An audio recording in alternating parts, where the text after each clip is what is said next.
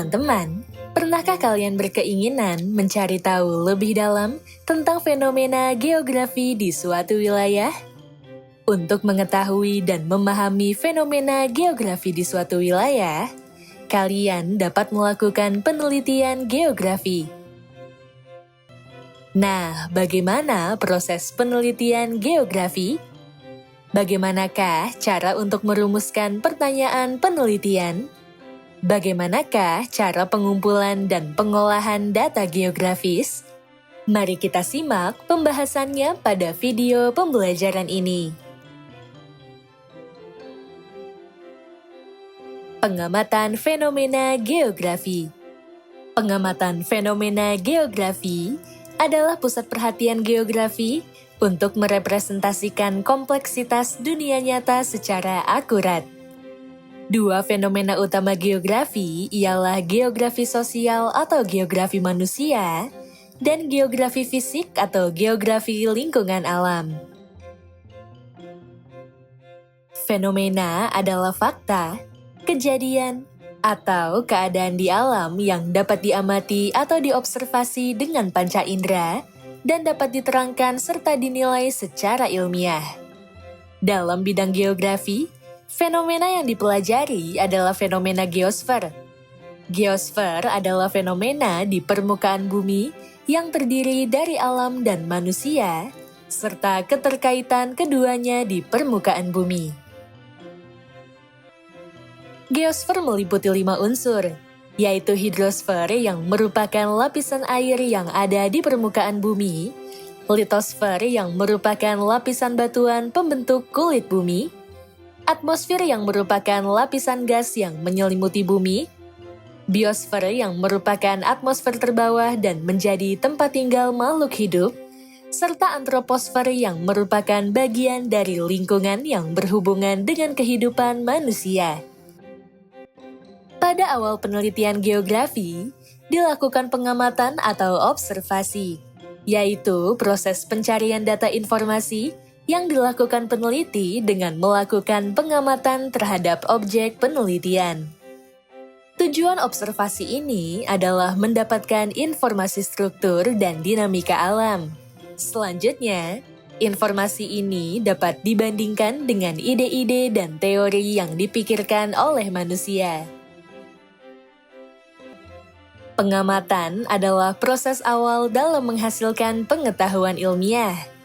Proses ini terbagi menjadi 2, yaitu pengamatan langsung dan pengamatan tidak langsung. Pengamatan langsung. Pengamatan ini dilakukan secara langsung tanpa perantara dengan objek di tempat kejadian atau tempat berlangsungnya peristiwa. Contohnya, peneliti melakukan pengamatan suatu objek atau fenomena dengan berkunjung ke wilayah tersebut. Pengamatan tidak langsung. Pengamatan ini dilakukan terhadap peristiwa atau objek yang akan diteliti secara tidak langsung. Contohnya, peneliti melakukan pengamatan suatu objek atau fenomena melalui citra satelit, video, atau foto. Persiapan-persiapan dalam penelitian geografi. Dalam penelitian geografi, peneliti harus melakukan 9 persiapan, yaitu menentukan masalah, menyusun rumusan masalah, menentukan judul penelitian, menentukan tujuan penelitian, menentukan variabel penelitian, menentukan landasan teori, menyusun kerangka penelitian, menyusun hipotesis, serta menentukan populasi dan penarikan sampel. Berikut adalah pembahasannya. Pertama, menentukan masalah. Masalah penelitian ditentukan setelah peneliti melakukan pengamatan dan memilih masalah yang akan diteliti. Masalah penelitian ini berperan dalam mengarahkan peneliti untuk melakukan kegiatan penelitian. Selain itu, masalah penelitian adalah kesenjangan antara kondisi yang seharusnya dan kondisi yang sebenarnya, antara teori dan praktik, antara aturan dan pelaksana, serta antara rencana dan pelaksanaan. Terdapat 3 kriteria dalam menentukan masalah penelitian geografi, yaitu sebagai berikut. Masalah menyatakan hubungan antar variabel. Masalah dinyatakan dengan kalimat tanya. Penentuan masalah memungkinkan adanya ketersediaan data. Perumusan pertanyaan penelitian dilakukan berdasarkan fenomena geografi yang menjadi topik utama dalam penelitian. Pertanyaan penelitian dapat berasal dari permasalahan yang sering ditemukan dalam kehidupan sehari-hari di lingkungan sekitar. Terdapat 4 sumber masalah dalam kajian geografi, yaitu hasil penelitian orang lain, kepustakaan, lapangan, serta ketersediaan data, peta, dan grafik. Pertama, hasil penelitian orang lain. Hasil penelitian yang sudah dilakukan oleh orang lain dalam penelitian yang sejenis dapat membantu peneliti dalam menemukan dan merumuskan permasalahan penelitiannya sendiri. Kedua, kepustakaan. Perpaduan antara kajian teoretis dan sumber berita yang akurat dapat membantu peneliti dalam menemukan permasalahan penelitian. Ketiga, lapangan. Peneliti dapat menemukan permasalahan penelitian dengan mengamati permasalahan dan kenyataan di lapangan. Lapangan yang dimaksud adalah keadaan suatu lingkungan tertentu. Keempat, ketersediaan data, peta, dan grafik. Peneliti dapat menemukan permasalahan penelitian melalui hasil penelitian atau survei. Dalam hal ini, peneliti harus mampu menghubungkan data-data untuk menentukan variabel penelitian. Pertanyaan penelitian geografi yang sudah dirumuskan harus memenuhi beberapa persyaratan, yaitu menarik untuk diteliti, penting untuk diteliti, dan memberikan manfaat. Selanjutnya, pertanyaan penelitian dalam masalah geografi sedikitnya mengandung 3 pokok persoalan, yaitu sebagai berikut. Topik masalah atau berkaitan dengan gejala, lokasi terjadinya masalah atau berkaitan dengan lokasi dan ruang, penyebab terjadinya masalah atau berkaitan dengan relasi, interrelasi, dan interaksi gejala tersebut dengan gejala lainnya. Kedua, menyusun rumusan masalah. Rumusan masalah adalah suatu pertanyaan yang akan dicari jawaban dan kebenarannya dengan cara pengumpulan data dan penelitian. Rumusan masalah berbeda dengan penentuan masalah. Namun, keduanya berhubungan erat karena masalah menjadi dasar dalam menyusun rumusan masalah.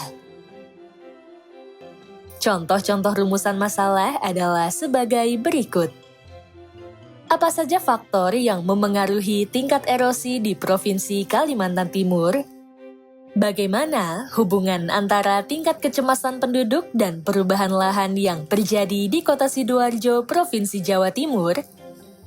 Mengapa terdapat perbedaan pola spasial dalam berbelanja kebutuhan primer di Kota Depok, Jawa Barat? Ketiga, menentukan judul penelitian.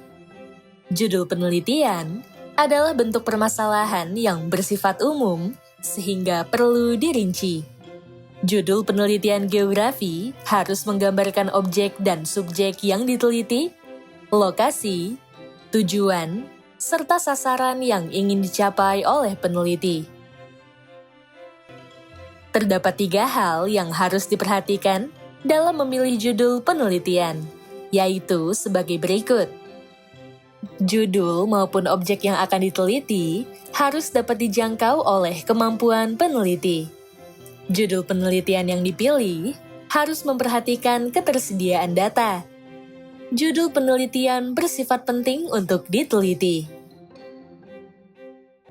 Contohnya, Penelitian geografi berjudul Pola Spasial Pengembangan Wilayah Agrowisata di Kabupaten Bandung Barat mengandung beberapa unsur sebagai berikut. Objek yang diteliti yaitu wilayah agrowisata. Ketersediaan data yaitu berupa wilayah-wilayah agrowisata di Kabupaten Bandung Barat. Sifat penelitian yang penting untuk diteliti yaitu bentuk pola spasial dalam pengembangan wilayah agrowisata. Keempat, menentukan tujuan penelitian. Tujuan penelitian berkaitan dengan rumusan masalah penelitian dan berisi hal-hal yang diharapkan dapat dicapai melalui penelitian yang akan dilakukan. Tujuan penelitian dibedakan menjadi dua jenis, yaitu tujuan khusus dan tujuan umum. Tujuan khusus adalah tujuan yang dirumuskan dalam bentuk beberapa pertanyaan yang mengacu pada permasalahan penelitian. Tujuan umum adalah tujuan yang menggambarkan hal yang ingin dicapai secara singkat. Contohnya, tujuan dalam penelitian yang berjudul Pola Spasial Pencemaran Udara dari Sumber Pencemaran PLTU dan PLTGU Muara Karang adalah mengetahui pola spasial pencemaran udara dari PLTU dan PLTGU Muara Karang. Peneliti berharap pembaca penelitiannya dapat memahami bentuk pola spasial pencemaran udara akibat PLTU dan PLTGU di Muara Karang, Jakarta Utara. Kelima, menentukan variabel penelitian. Variabel penelitian adalah faktor atau unsur-unsur yang sudah ditetapkan oleh peneliti untuk dipelajari. Dengan demikian, diperoleh informasi tentang perubahan yang terjadi terkait penelitian yang dilakukan. Secara teoretis, variabel diartikan sebagai atribut atau objek yang memiliki hubungan antar variabel. Terdapat 3 jenis variabel dalam penelitian, yaitu variabel bebas, variabel terikat, dan variabel moderator.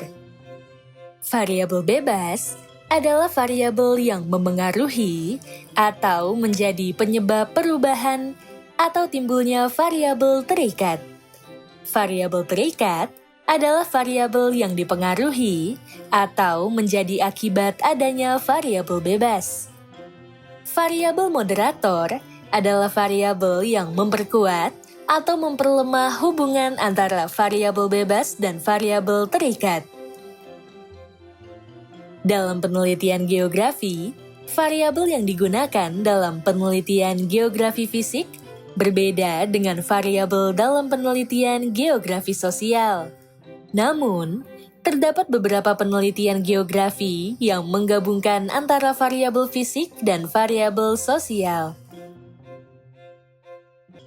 Contohnya, dalam penelitian geografi sosial yang berjudul Distribusi Spasial Hotel berdasarkan popularitas di Kota Bandung, peneliti menggunakan variabel jaringan jalan, mal, dan pusat kegiatan bisnis. Dalam hal ini, jaringan jalan termasuk variabel bebas karena tidak dipengaruhi oleh variabel lainnya. Sementara itu, pusat kegiatan bisnis termasuk variabel terikat karena keberadaannya bergantung pada jaringan jalan.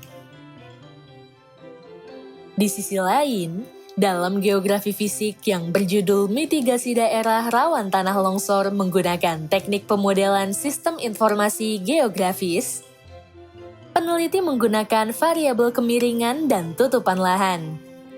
Dalam hal ini, kemiringan termasuk variabel bebas karena tidak bergantung pada variabel lainnya.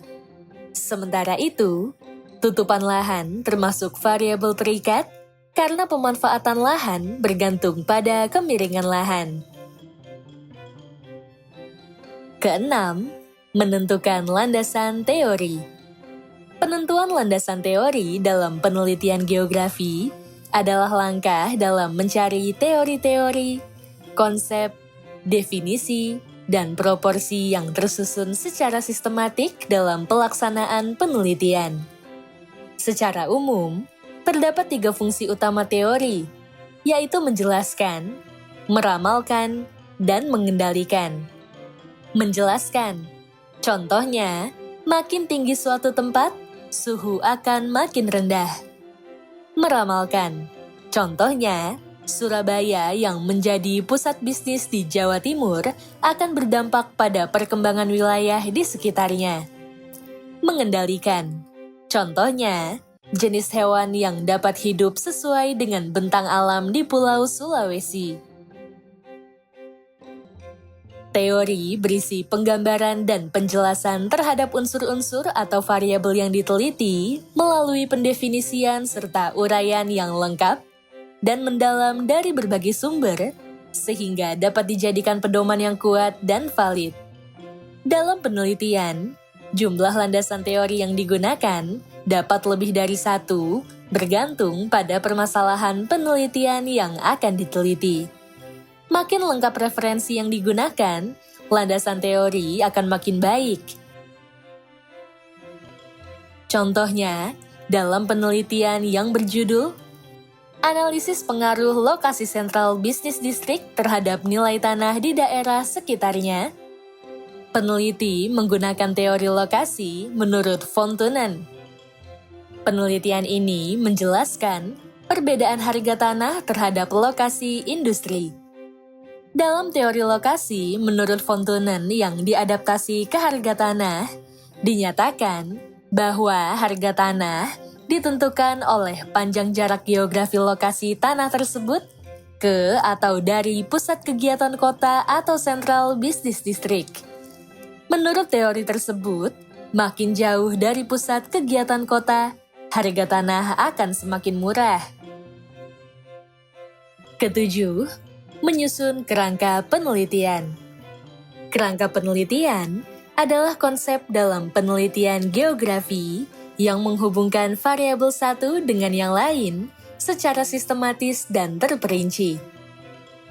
Penyusunan kerangka penelitian perlu dilakukan untuk membuat model konseptual tentang teori-teori yang digunakan dan berhubungan dengan berbagai faktor yang telah diidentifikasikan sebagai masalah yang penting.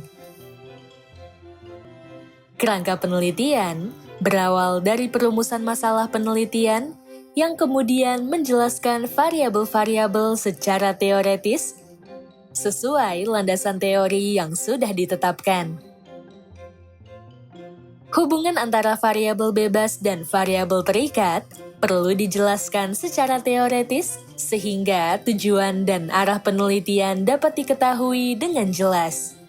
Selanjutnya, peneliti menganalisis dan membandingkan hubungan antara variabel bebas dan variabel terikat yang akan menjawab pertanyaan penelitian. Kedelapan, menyusun hipotesis.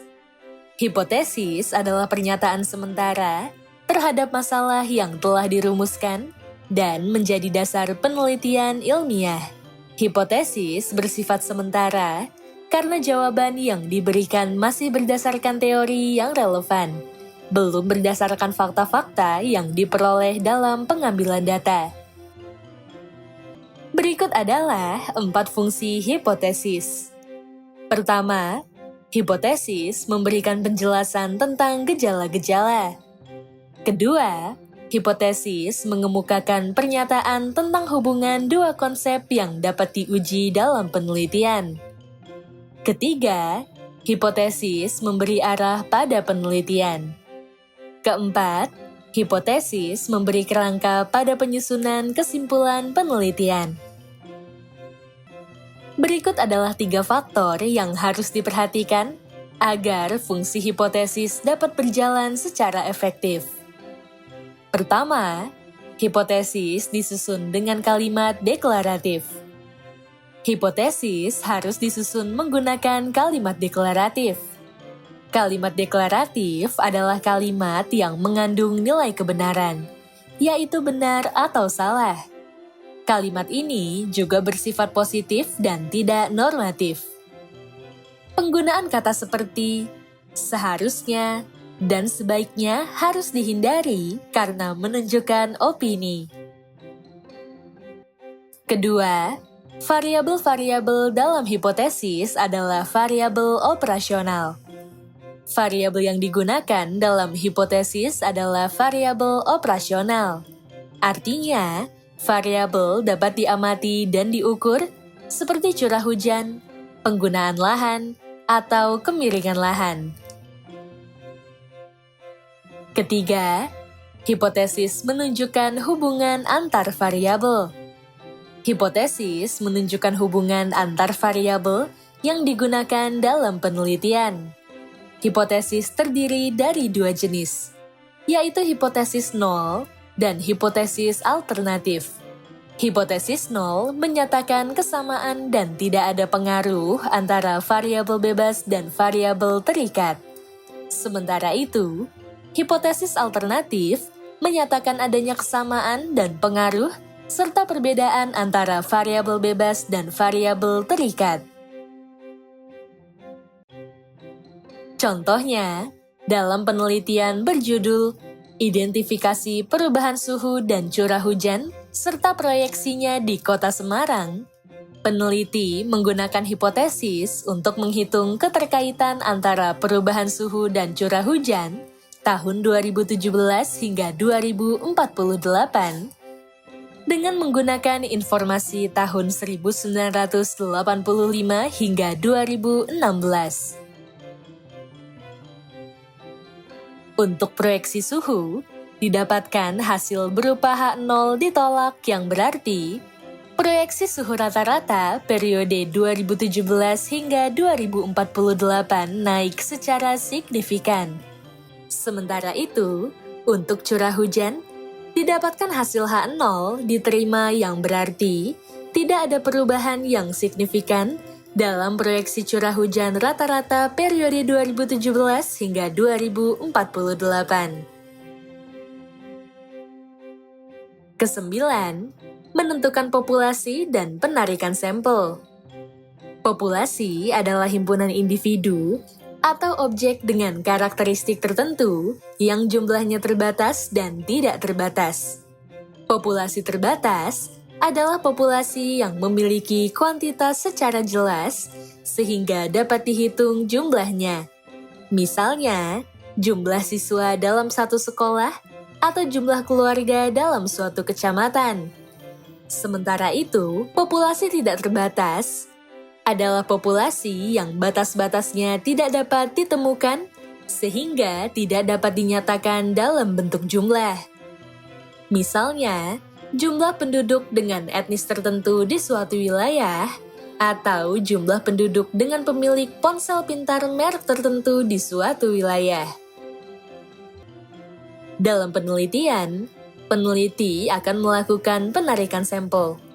Sampel yang dimaksud adalah sebagian atau wakil populasi terhadap objek atau subjek yang diteliti.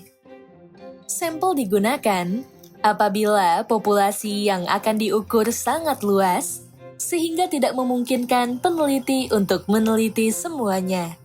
Sampel yang dianggap baik adalah sampel yang mewakili populasi. Selain karena jumlah populasi yang besar, terdapat 4 pertimbangan lain dalam menggunakan sampel, yaitu sebagai berikut. Pertama, besarnya biaya yang bergantung pada objek yang diteliti. Dalam penelitian, objek yang diteliti akan memengaruhi besarnya biaya yang dibutuhkan. Makin banyak objek yang diteliti, makin besar biaya yang diperlukan. Oleh karena itu, sampel digunakan sebagai salah satu cara untuk mengurangi biaya. Kedua, ketersediaan waktu dalam penelitian. Sampel dapat dimanfaatkan untuk mengatasi keterbatasan waktu dalam penelitian. Peneliti hanya perlu mengambil informasi dari sampel yang sudah ditetapkan, yang dianggap sudah mewakili seluruh populasi. Ketiga, penelitian yang tidak dapat dilakukan pada seluruh populasi. Banyak penelitian tidak dapat dilakukan pada seluruh populasi karena justru dapat merusak ataupun merugikan populasi yang akan diteliti. Keempat, tingkat ketelitian dalam penelitian. Pemanfaatan sampel dalam penelitian membuat penelitian memiliki tingkat ketelitian yang lebih tinggi dan lebih akurat.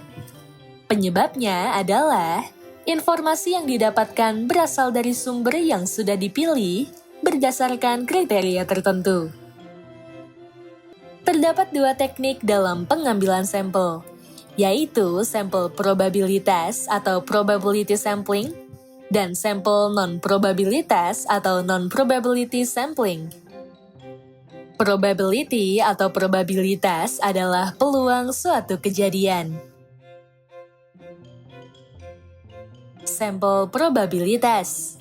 Sampel probabilitas adalah teknik pengambilan sampel yang memberikan peluang yang sama kepada setiap anggota populasi untuk dipilih menjadi sampel. Terdapat 3 kelebihan sampel probabilitas, yaitu sebagai berikut. Sampel probabilitas dapat menentukan derajat kepercayaan terhadap sampel. Perbedaan parameter populasi dengan statistik sampel dapat diperkirakan. Besar sampel yang akan diambil dapat dihitung secara statistik.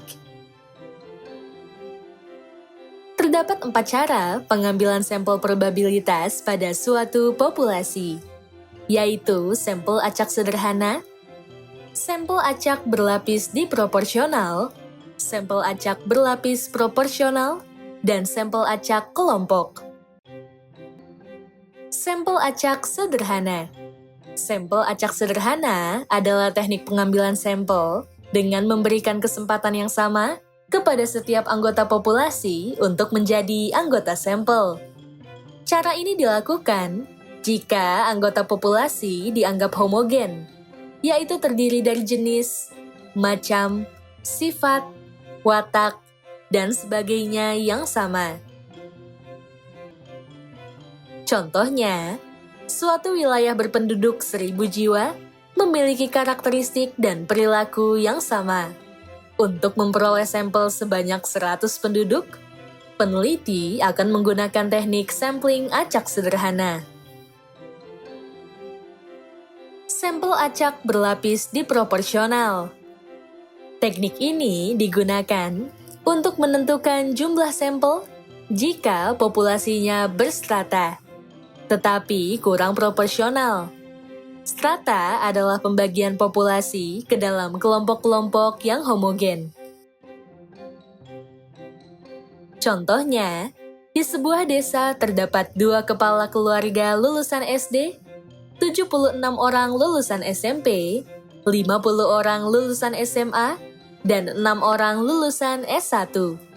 Setelah ditetapkan, penentuan jumlah sampel di setiap kepala keluarga lulusan SD dan S1 terpilih semua.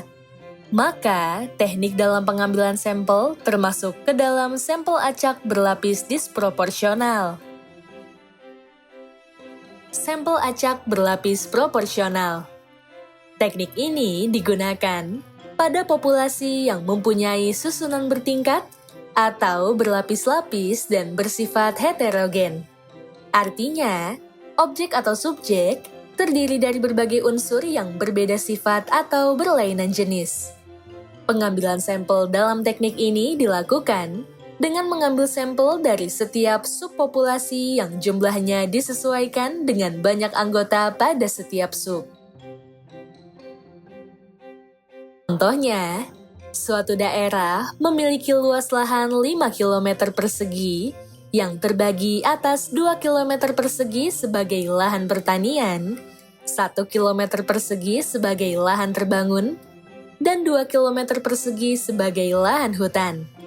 Apabila diinginkan total sebanyak 50 sampel terbagi dari setiap unit, penghitungannya adalah sebagai berikut.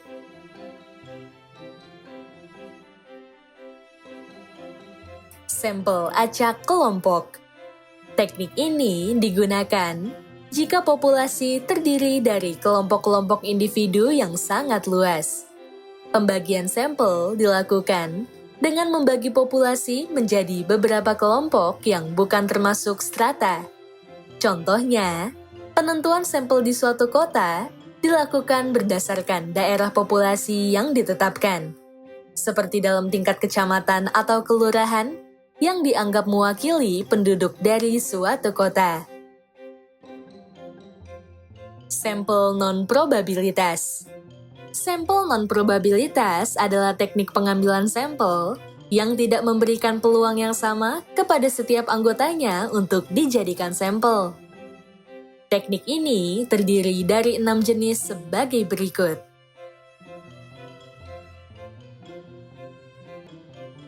Sampel sistematis. Sampel sistematis adalah teknik penentuan sampel saat sampel pertama dipilih secara acak, sedangkan sampel-sampel selanjutnya dipilih berdasarkan pola tertentu. Contohnya, dalam suatu penelitian, peneliti ingin melakukan pengkajian terhadap pembeli tiket sebuah acara. Dengan melakukan teknik sampel sistematis, peneliti menentukan sampel pertama secara acak, lalu menentukan sampel berikutnya setiap kelipatan 5 dalam sebuah antrian. Sampel kuota. Sampel kuota adalah teknik dalam menentukan sampel dari populasi dengan ciri-ciri tertentu hingga jumlah sampel atau kuota yang diinginkan tercapai. Dalam penerapannya, sampel kuota dimulai dengan membuat tabel atau matriks yang berisikan penjabaran karakteristik dari populasi, kemudian jumlah sampel yang sudah ditentukan dilakukan pembagian dengan jumlah sampel tertentu pada setiap kelompok.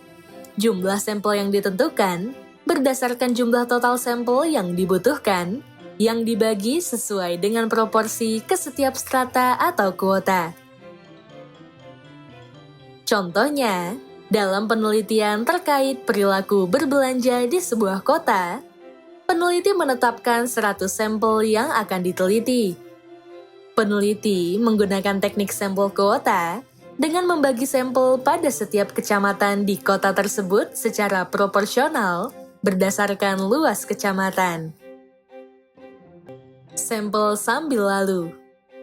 Sampel sambil lalu atau disebut juga dengan accidental sampling adalah teknik penentuan sampel yang didasarkan pada orang yang memenuhi kriteria sampel yang secara kebetulan dijumpai peneliti. Artinya, sampel tidak ditentukan terlebih dahulu, tetapi peneliti secara langsung mengumpulkan data dari unit sampling yang ditemui. Contohnya, untuk mendapatkan informasi terkait tingkat kenyamanan ruang terbuka hijau di sebuah kota, peneliti secara langsung menghampiri sampel di taman kota untuk melakukan pengambilan data. Sampel bertujuan. Sampel bertujuan atau disebut juga dengan purposive sampling adalah teknik yang penentuan sampelnya disesuaikan dengan kriteria tertentu yang sudah ditetapkan peneliti berdasarkan tujuan penelitian. Tujuan dari teknik ini adalah menghasilkan sampel yang secara logis dapat dianggap mewakili populasi. Contohnya, untuk mengetahui rantai pemasaran industri perikanan, peneliti melakukan pengambilan sampel terhadap nelayan dan distributor industri perikanan karena mereka memenuhi kriteria yang sesuai dengan tujuan penelitian. Sampel jenuh. Sampel jenuh atau sensus adalah teknik penentuan sampel jika seluruh anggota populasinya menjadi sampel. Teknik ini dilakukan dengan pengambilan sampel sesuai kriteria secara terus-menerus hingga peneliti merasa informasi atau data yang didapatkan sudah jenuh. Jenuh yang dimaksud adalah informasi yang disampaikan oleh sampel terhadap sampel lain cenderung sama, sehingga tidak menimbulkan variasi informasi. Contohnya, peneliti melakukan penelitian terkait kebutuhan fasilitas di sebuah desa. Sampel dan informasi yang didapatkan peneliti tidak jauh berbeda antara satu sampel dan sampel lainnya. Dengan demikian, Informasi yang didapatkan dianggap sudah jenuh dan pengambilan sampel dianggap sudah selesai. Sampel bola salju. Sampel bola salju adalah teknik penentuan sampel yang semula berjumlah kecil, kemudian sampel diminta untuk memilih temannya yang lain untuk dijadikan sampel. Hal ini terus terjadi sehingga informasi yang didapatkan dianggap sudah jenuh oleh peneliti. Contohnya, peneliti ingin mengkaji persebaran tempat permukiman keturunan asli etnis tertentu di sebuah kota. Peneliti mencari sampel yang memenuhi kriteria yang sudah ditetapkan, seperti penduduk keturunan asli etnis tertentu yang sudah menetap di sebuah kota.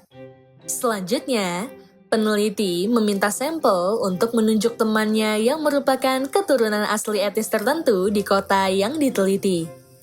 Hal ini akan terus terjadi sampai sampel yang dianggap sudah habis atau dianggap sudah jenuh oleh peneliti. Pengamatan fenomena geografi adalah pusat perhatian geografi untuk merepresentasikan kompleksitas dunia nyata secara akurat.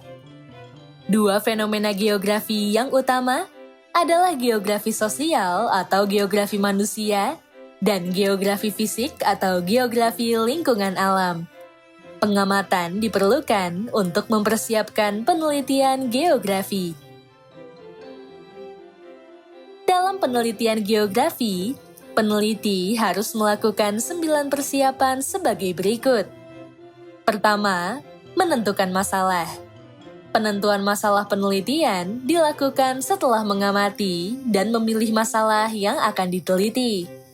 Masalah penelitian berperan dalam mengarahkan peneliti untuk melakukan kegiatan penelitian. Kedua, menyusun rumusan masalah.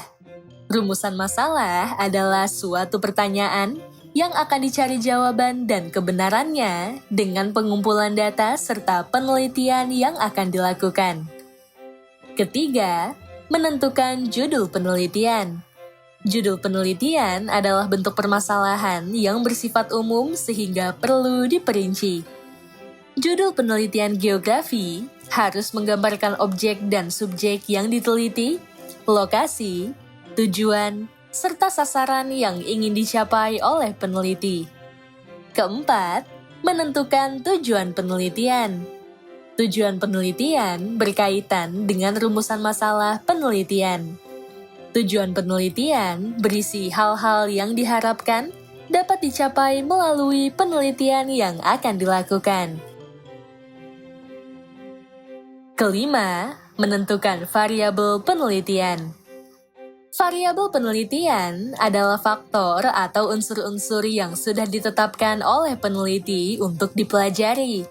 Dengan demikian, diperoleh informasi tentang perubahan yang terjadi terkait penelitian yang dilakukan. Keenam, menentukan landasan teori. Penentuan landasan teori adalah langkah dalam mencari teori-teori, konsep, definisi, dan proporsi yang tersusun secara sistematik dalam pelaksanaan penelitian. Ketujuh, menyusun kerangka penelitian. Kerangka penelitian adalah konsep dalam penelitian geografi yang menghubungkan variabel satu dengan variabel yang lain secara sistematis dan terperinci. Penyusunan kerangka penelitian perlu dilakukan untuk membuat model konseptual tentang teori-teori yang digunakan berhubungan dengan berbagai faktor yang telah diidentifikasikan sebagai masalah yang penting.